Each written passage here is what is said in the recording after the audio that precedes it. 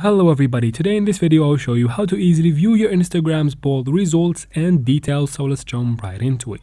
First, of course, we go ahead and open Instagram. And then let us from here post a story.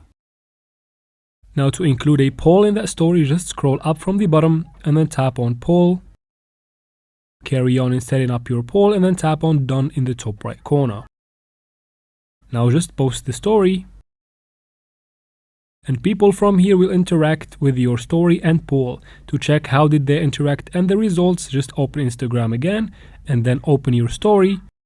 Scroll up from the bottom again. This time tap on the views number right here. And all of the details and the results will be shown in the screen right here. You can even check who voted and the viewers. And after that, you can maybe share the results in a story. And that is it, guys, for this video. I hope this video was helpful. Please like and comment down below. Don't forget to subscribe for future videos like this one. And thank you very much for watching.